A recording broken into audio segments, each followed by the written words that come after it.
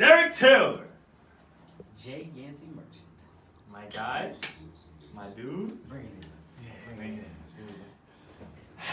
What's up, man? My mic. Yeah, I mean, you've been here, you know, I'm sure you've been interviewed in the documentary that we recorded in 2006, 2007. You've been there from the beginning, so you have a nice story to tell. Yes, sir. Not everybody's been there since 2002. Man. You know, so first let's get your name, you know, your information, where you're from, what you're doing now, and where you are now. So give me one moment. Yeah. Give me one moment. Let me get in pageant mode from Hampton University. I am Derrick Taylor, hailing from Gloucester, Virginia. No, I'm Derrick Taylor. I'm from Gloucester, Virginia. VA all my life. Small stint in Maryland and DC. I'm up here now after my tenure at Hampton University from 2002 to 2006. He was my big bro. Day one, pulled up with my mom.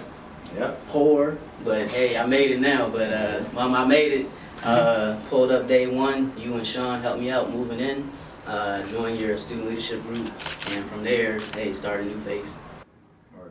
At that time, straight face. Straight face, right? So talk a little about straight face and your experience with straight face and then the change to new face. You could. Man, it's actually kind of crazy because we were matriculating, that's a Hampton word for you, matriculating at Hampton University during a time that was different. That's the only thing I can say. It was just different because technology was still evolving. We were still transitioning from floppy disks to like thumb drives. Right, sure was. It's crazy. Yeah. Like we didn't have social media at the time, maybe Black Planet, but now everybody has cell phones. Yeah, it was crazy. We had the analog systems and everything from a cell phone perspective. Remember we were limited on our text messages. Yeah. Then we had to wait till 7 p.m. or whatever to even call. Free after 7, free after 9. Yeah. So yeah, at our time, at our juncture, when we started at Hampton, we still had to use the damn desk phones. Mm-hmm. You know, hey, we had to get the what they call it back then? The dorm room extensions. The dorm room extensions. Dorm room extensions. Yeah.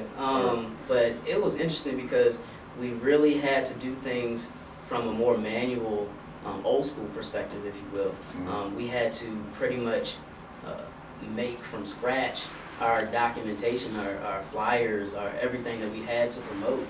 We had to do things manually by going out to the girls' quad or going out to the student center, going out to other college campuses to really promote the business and the events that we had to come. It wasn't a real simple social media and internet-focused activity that we had. We couldn't benefit from that as much. So we really had to hone in on our people skills. And I think that's kind of one of those cross-generational skills that we have that can help propel us in the marketplace now to bridge the gaps between the older generation that is still working for various reasons, ourselves that should be in management or upper management positions or levels, and then also the younger generation that's coming up now today.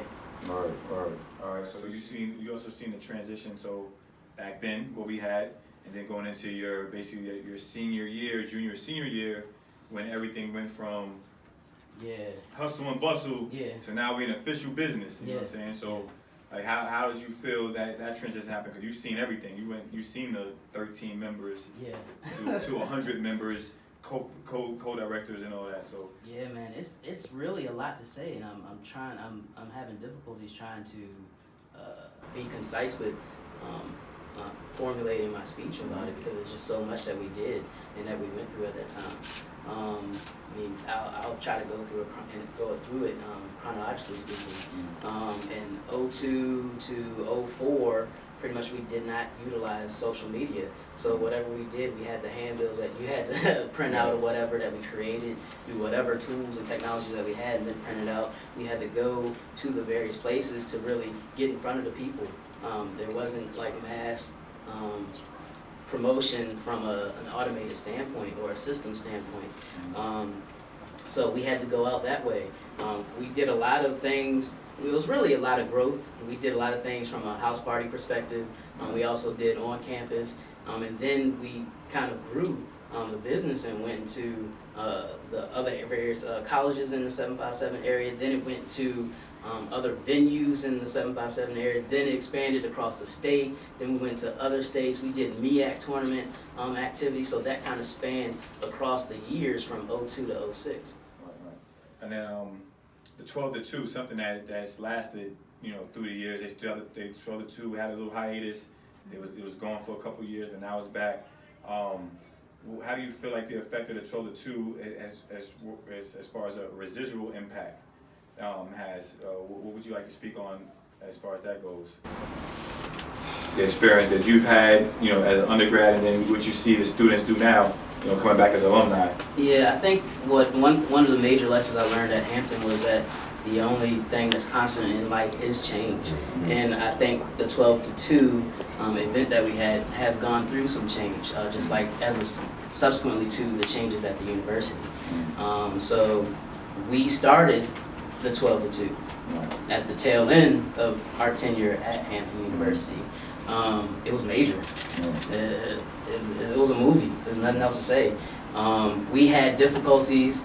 It was like a beautiful, difficult relationship with some faculty members, but we made it work because we were in other organizations like in the Divine Nine organizations or SUB or the Student Leadership Program. So we kind of infiltrated all the markets or the market share at the university to make things happen. So we had leadership or faculty and people level, management level students to kind of make sure we could get things to go and happen. So the triplicate forms, whatever we had to do to make events. So we basically had that 12-2 opportunity instead of going to the big and the small cafe at lunch. Hey, now we shifted over to the student center. Now we have credible DJs. We got a party going on in the student center while some of us are going through our daily schedule and having courses or classes.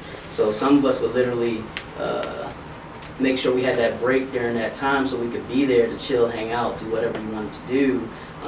But some of us still had classes to go to or attend, but we kind of made that work too. Right. One thing I want college students and high school students to understand that what we did was we were college students operating as adults, you know what I'm saying? And we didn't want to be looked at as students, we were looked at as kids, we want to be looked at as adults running certain things, whether it be running an organization or running, you know, the company.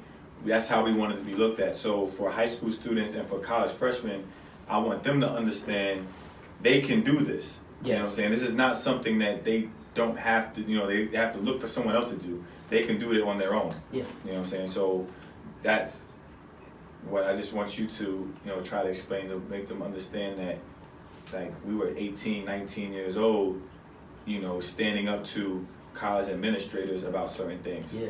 You know, to make them understand that. As basically, you know, with teenagers, 18, 19 years old, going into our 20s, that these up and coming 18, 19-year-olds, they can do this. It's not something that, you know, if they try even a little bit, you know, they can do what we did, you know. Okay. You know, my perspective may be slightly different than some that may have spoken before me. Honestly, I feel like this generation has been able to see an example from our generation because of the fact that we did start to have, we were at the beginning of technology. We do have pictures. We do have a story board that's on social media.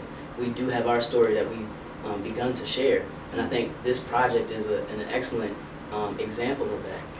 I think what we've done is we've provided the youth today these tools, these technological tools that can help them from, just look at the internet. I mean, if you want to understand how to begin or start a business, you can go to Google and find it. So they have the access. We were just at the beginning, the cusp of that, the brink of it. So it wasn't as clear cut for us.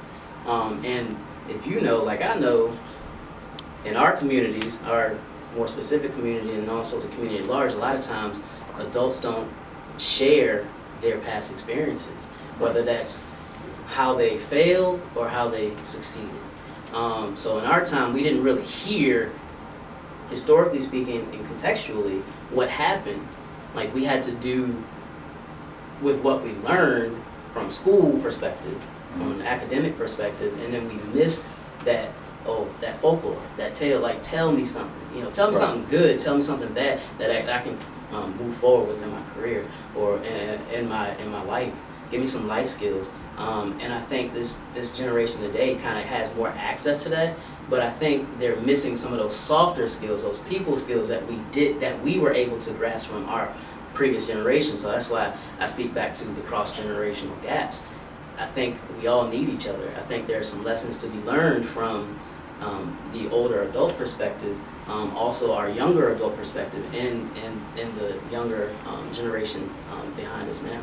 All right, cool. So looking right at the camera, tell me, what would you tell a high school student, high school senior looking to go to college? What would you tell? What message would you give that person?